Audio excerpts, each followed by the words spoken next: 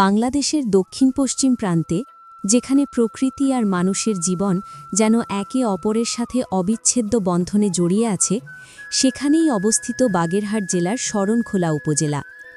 আর এই শরণখোলার হৃদয় জুড়ে বয়ে চলেছে এক বিস্তৃত, প্রাচীন এবং প্রাণবন্ত নদী, বলেশ্বর নদী।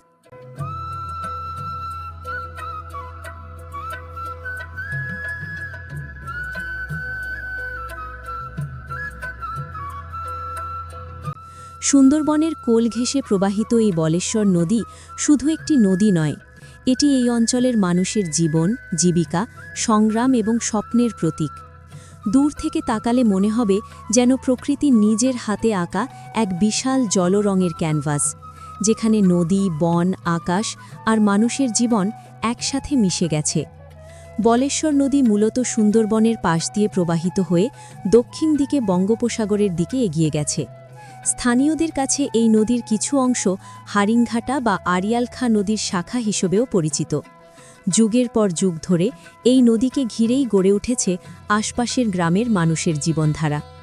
এখানকার মানুষ নদীর সাথে এতটাই ঘনিষ্ঠভাবে জড়িয়ে আছে যে নদী ছাড়া তাদের জীবনের কথা ভাবাই যায় না। কেউ এই নদীতে মাছ ধরে, কেউ মাছ ধরার নৌকা বা ছোট ট্রলারগুলো নতুন করে সাজিয়ে তোলে, কেউ মাছ ধরার জাল মেরামত করে জীবিকা নির্বাহ করে।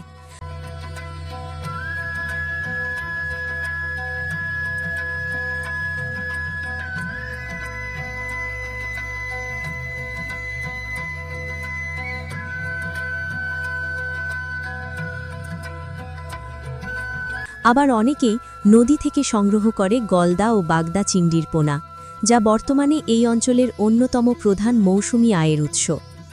বলেশ্বর নদীর পাড়ের এই মানুষগুলোর জীবন প্রকৃতির সাথে তাল মিলিয়ে চলে। জোয়ার ভাটা এখানে শুধু প্রাকৃতিক ঘটনা নয়, এটাই তাদের কাজের সময়সূচি নির্ধারণ করে।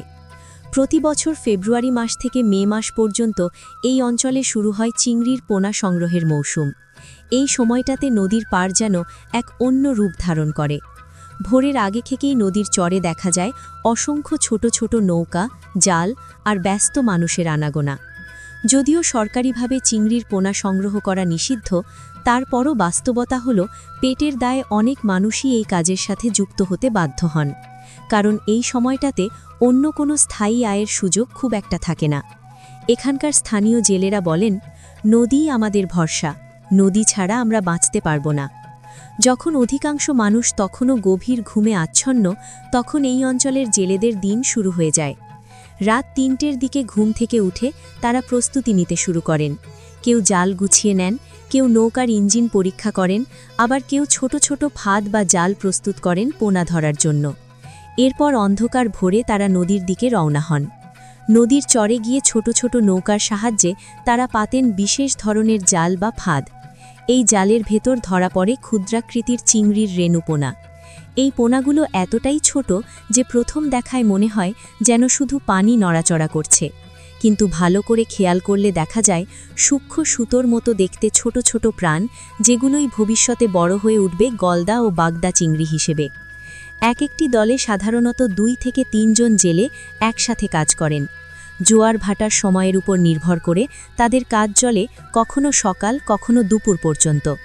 সারা দিনের কঠোর পরিশ্রম শেষে প্রতিটি দল প্রায় 1000 থেকে 1500টি পোনা সংগ্রহ করতে পারে।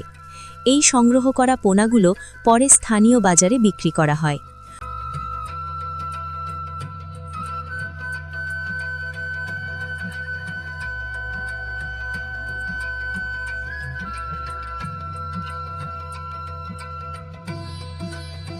বর্তমানে 1000টি পোনার দাম 850 থেকে 900 টাকা পর্যন্ত পাওয়া যায়। যদিও এই আয় খুব বেশি নয়, কিন্তু এখানকার অনেক পরিবারের জন্য এটিই প্রধান আয়ের উৎস। তবে যেহেতু এই কাজটি আইনত নিষিদ্ধ, তাই অনেক সময় জেলেদের ভয় নিয়েই কাজ করতে হয়। কখনো কখনো প্রশাসনের নজরদারি বাড়লে তাদের কাজ বন্ধ রাখতে হয়। তারপরও জীবনের বাস্তবতা তাদের আবার নদীর দিকে টেনে নিয়ে যায়। রায়েন্দা থেকে শরণখোলা পর্যন্ত যে রাস্তা এখন দেখা যায়, এই রাস্তার পেছনেও রয়েছে এক ভয়াবহ ইতিহাস। 2007 সালে ঘূর্ণিঝড় সিডর এই অঞ্চলে মহাপ্রলয়ের মতো আঘাত হানে। সেই ভয়াবহ ঝড়ে এলাকার অসংখ্য গাছপালা, ঘরবাড়ি, গবাদি পশু ধ্বংস হয়ে যায়। অনেক মানুষ প্রাণ হারান। নদীর পানি ভয়ঙ্করভাবে ফুলে উঠে পুরো এলাকা প্লাবিত করেছিল। সেই সময় মানুষ যেন প্রকৃতির নির্মম রূপের সামনে অসহায় হয়ে পড়েছিল। সিডরের পর সরকার ও বিভিন্ন সংস্থার উদ্যোগে নির্মাণ করা হয় এই গুরুত্বপূর্ণ সড়ক ও প্রতিরক্ষা বাঁধ। আজকের দিনে এই রাস্তাটি শুধু একটি যোগাযোগের মাধ্যম নয়, এটি এক অর্থে জীবন রক্ষাকারী বাঁধ। নদীর পাশ দিয়ে চলে যাওয়া এই সড়কটি বন্যা ও প্রাকৃতিক দুর্যোগের সময় অতিরিক্ত পানির চাপ থেকে আশপাশের গ্রামগুলোকে রক্ষা করে।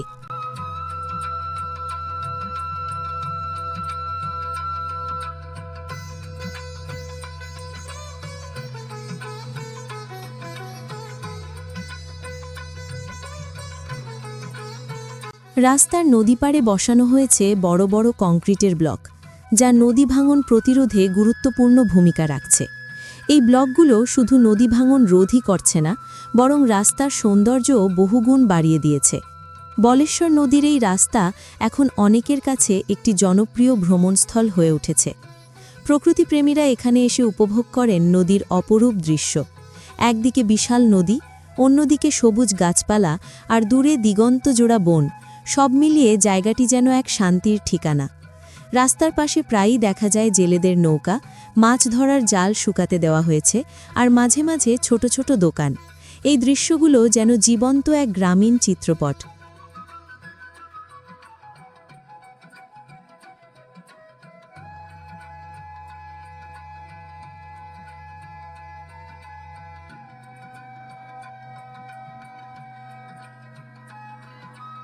দর্শক, দূরে যে সবুজ বনটি দেখতে পাচ্ছেন, ওটাই হলো পৃথিবীর সবচেয়ে বড় ম্যানগ্রোভ বন, সুন্দরবন।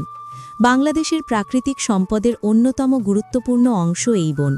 সুন্দরবন শুধু গাছপালার সমষ্টি নয়, এটি একটি বিশাল জীববৈচিত্র্যের ভাণ্ডার।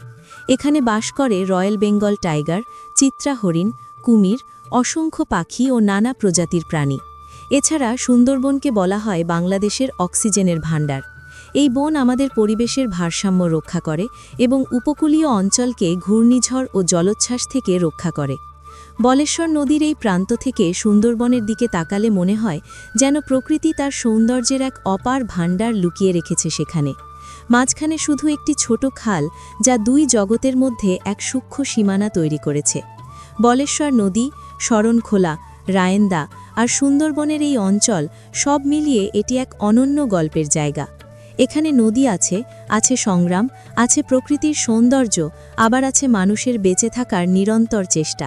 এই মানুষগুলো প্রতিদিন প্রকৃতির সাথে যুদ্ধ করে বেঁচে থাকে, আবার সেই প্রকৃতির মাঝেই খুঁজে পায় জীবনের আশ্রয়। দর্শক, আজকের ভিডিওতে আমরা দেখলাম সুন্দরবনের কোল ঘেঁষা বলেশ্বর নদী আর সেই নদীকে ঘিরে গড়ে ওঠা মানুষের জীবন সংগ্রামের গল্প। প্রকৃতি আর মানুষের এই অদ্ভুত সহাবস্থানই আমাদের দেশের প্রকৃত সৌন্দর্যকে তুলে ধরে। আপনাদের যদি ভিডিওটি ভালো লেগে থাকে তাহলে অবশ্যই ভিডিওটিতে লাইক দিন, কমেন্ট করে আপনার মতামত জানান, আর এমন আরও অজানা গল্প জানতে চ্যানেলটি সাবস্ক্রাইব করতে ভুলবেন না। কারণ আমরা নিয়মিত তুলে ধরার চেষ্টা করি আমাদের চারপাশের অজানা গল্প, মানুষের জীবন আর প্রকৃতির অপূর্ব সৌন্দর্য। সবাই ভালো থাকবেন। আবার দেখা হবে নতুন কোনো গল্প নিয়ে। ততক্ষণ পর্যন্ত সাথে থাকুন, গল্পের সাথে, জীবনের সাথে। গল্পগ্রাফি।